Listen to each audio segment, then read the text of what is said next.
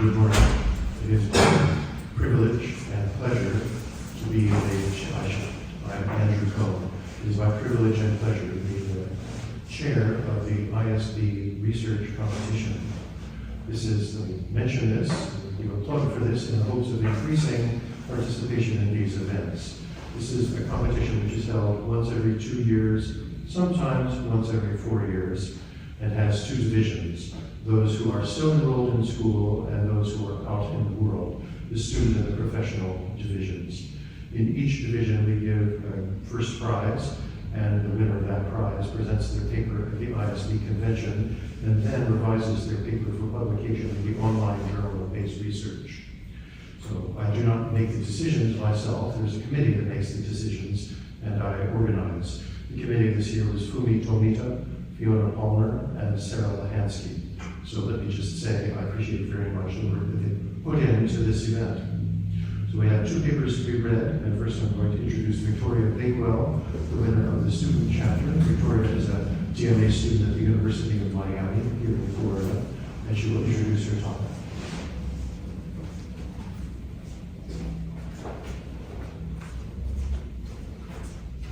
I'm sorry, I forgot something I did pledge I would say, and that is, those donuts were delivered here at 9 o'clock and they are available.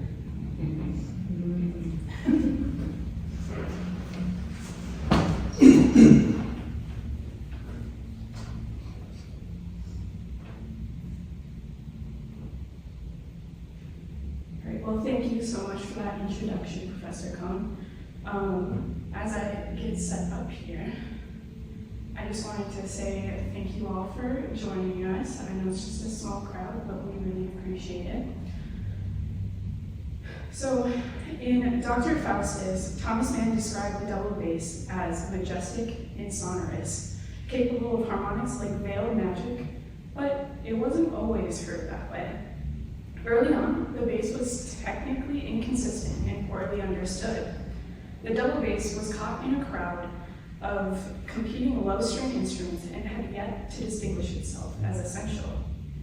The story of how it gained prominence and power is a story of instrumental ingenuity and musical necessity. Hello, everyone. I'm Victoria Bakewell, a doctoral student at the Frost School of Music studying under Dr. Powell, and I am presenting an overview on my research paper, The Double Bass Becoming the Foundation of the Orchestra. This research explores how, starting in the Baroque period, the double bass evolved from a lesser-known string instrument into a foundational part of the orchestra. To understand this evolution, I consulted the literature of orchestration, the history of the orchestra, and of course, the history of the double bass. I found that this story is filled with many different instruments and names, some tuning chaos, and a surprising amount of innovation by bassists themselves. But it all leads to something fascinating: how the bass became essential. During the Baroque period, several low-string instruments coexisted. Some were descended from the viol family, others from the violin family. With its size and range, the double bass slowly began to take the lead. Not because it was simpler, but because it could do things that others couldn't. It wasn't just a matter of having power, but the fact that the orchestra needed that power. As the Baroque orchestra expanded and the violin family took on a more dominant role, the older bass string instruments, such as the violone, could not provide the clarity or projection needed to balance this expanding sound. Bassists began to realize that if they wanted to keep their place in the evolving ensemble, their instruments had to change. They had to become what the orchestra needed: a proper foundation, both harmonically and rhythmically. That pressure, both musical and professional, is what drove the push for innovation. One thing within all of my research that really just became clear was that nobody could agree on terminology, and many still can't today. You had all of these low-string instruments: the violone, contrabasso, basso violone, and basso di viola. And depending on the context, you really couldn't be certain what each name indicated. as it all came down to accessibility. It depended on what they had. They would read, score, and adapt to the instruments that they had at hand. This confusion started to recede around 1730 as the importance of registers grew. This is when the idea of having an 8-foot and 16-foot, the cellos and basses, started to gain value. Yet, as the confusion on low-string instruments went away, that same confusion remained surrounding the terminology for the double bass itself. Depending on the region, you may see it listed as contrabass, double bass, bass double, and still yet the violone. This variation shows how much the instrument's identity was still in flux, even as it became more central.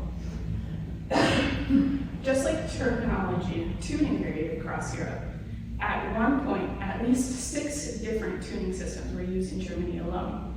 Some instruments had 3 strings, others 4 or 5. Part of this came down to materials.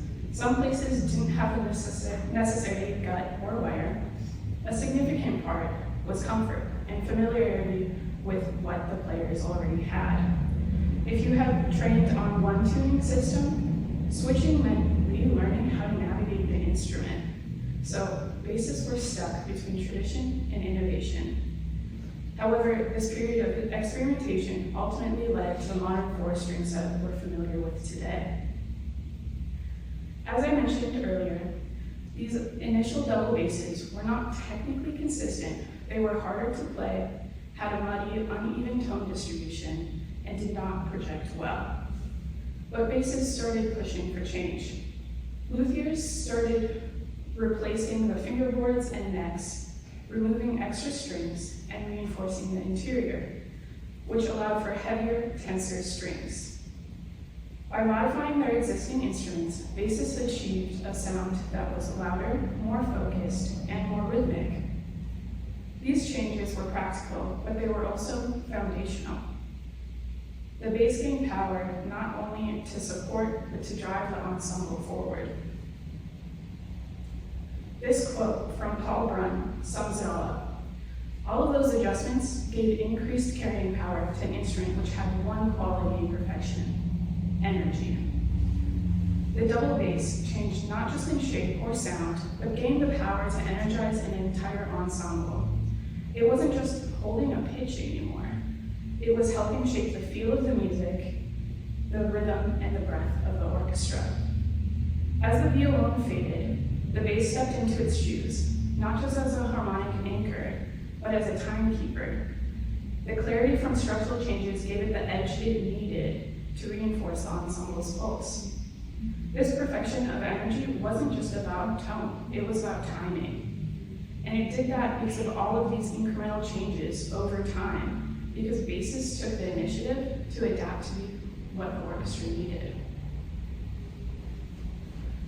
This adaptation worked well for the bassist, as theorists such as Pretorius, Muffet, and Czerny started to write about how the double bass was vital, providing depth and energy to the orchestra's foundation. Early treatises like Pretorius' Syntagma Musicum in 1619 emphasized how vital the lowest string instruments were for grounding the orchestra. And then, as you see in the second image, by 1848, Czerny described the double bass as having fully claimed this role, stating that the structure and harmony rested upon the double bass. These adaptations made by players and luthiers didn't just improve the sound. They gave the double bass the power to anchor both time and harmony, making it possible for composers to explore more complex harmonic structures, knowing that the bass could support them. In that way, the double bass didn't just adapt to the orchestra, it helped shape what the orchestra could do. Adaptations made the bass more functional, focused, and essential. And this growing importance began to be reflected in how orchestras structured their string sections. This chart is based on the data in John Spitzer and Neil Zaslaw's book, The Birth of the Orchestra, which presents samples of orchestra personnel, including orchestra rosters from 1754 to 1818, across major cultural centers. I've pulled out the cello and double bass numbers and grouped them by region and period, focusing on how the relationships between these two instruments evolved over time. Here you see the average ratio of cellists to basses and how much or low the bass was used relative to the cello. So anything below a 1 means that there was more basses than cello. The earlier periods show wide variation across regions. France, Austria, and Germany all have higher cello-to-bass ratios.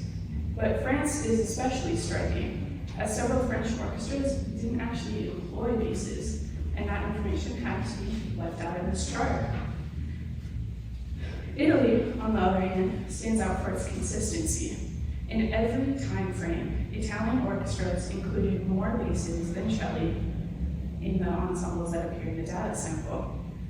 That steady presence suggests the double bass wasn't just accepted in Italy, it was expected. Now, this chart, using the same data, shows us how the ratio of cellos to basses fluctuates over time. The dashed line in the middle at 1.5 is just there as a modern point of reference. That's the ratio you might see in a typical orchestra today, which is 12 celli to 8 basses. What's important isn't that these regions were aiming for that balance, but that we can see how their practices change. France, Austria, and Germany start with higher ratios, but between the first two periods, we can see that Austria and Germany began to follow Italy's lead.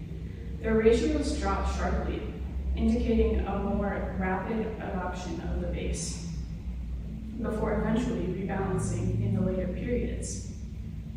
France's transition, by contrast, is more gradual, with a slower and more hesitant shift toward equal inclusion. But Italy's stays remarkably stable and consistently lower. Its ratios remain well below what we consider normal today. This supports what we see elsewhere in my paper, that Italy, already a center for instrumental innovation and performance practice, helped elevate the role of the double bass earlier and more thoroughly than its neighbors. Another affirmation of Italy's commitment to the double bass appears in the Venetian Ospedali. These were all female ensembles trained in a convent, one of the only places where women could gain high-level musical instruction. As we see in this painting by Francesco Bordi, these ensembles weren't always hidden from public view. They performed for important guests in professional contexts, and they did so with the double basses included. There's this excellent report from Friedrich Nicolai in 1781. He talks about hearing a nun at one of the Warrington convents who played with more sound and more power than many male players he'd heard elsewhere. It's one of my favorite moments from this research. It shows just how clearly integrated the double bass had become and how it was already pushing past social and musical boundaries. As a nun playing in the double bass, in the 1700s was not a small thing. This cultural integration of the double bass in Italy, from opera houses to sacred spaces, reinforces Italy's central role in establishing the bass as foundational. Today, the double bass has a standard visible place in a clearly defined block behind the cellos at the back of the string section. I hope that this research demonstrates that reaching this point wasn't inevitable. It resulted from centuries of experimentation, structural and technical change, and bassists who adopted to meet what the orchestra's needs were.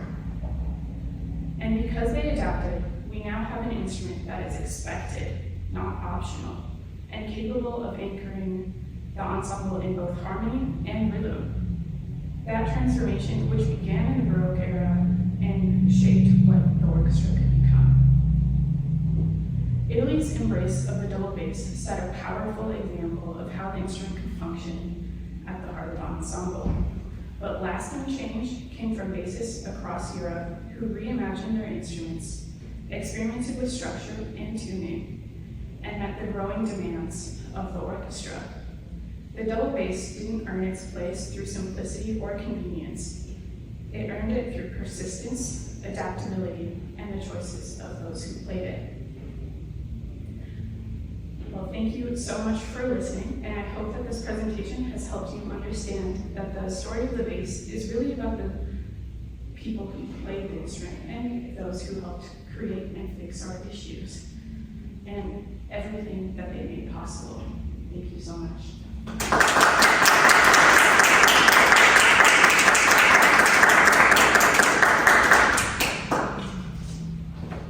Do we have some questions?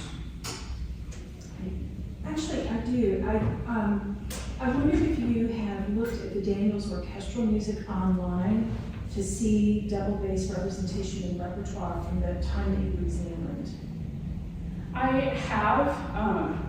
It's part of a larger project.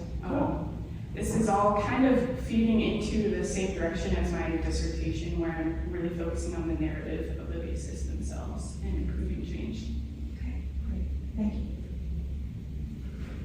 Yes. You mentioned that sometimes changes in the double bass were driven by the players themselves, as opposed to, say, the conductors making demands, like the Kapellmeisters, or the makers of the instruments making their own decisions. Do you have an example of that? I mean, it makes intuitive sense, but can you give an example? I don't have like a name of the famous bassists themselves, but in the later 1600s, there are accounts of double bassists actually sitting down and like understanding that if they wanted to keep a job, that they would have to like make these adaptations. So they would go to their local luthiers and see what could be done to their own instruments. Was that probably driven by repertoire and composers?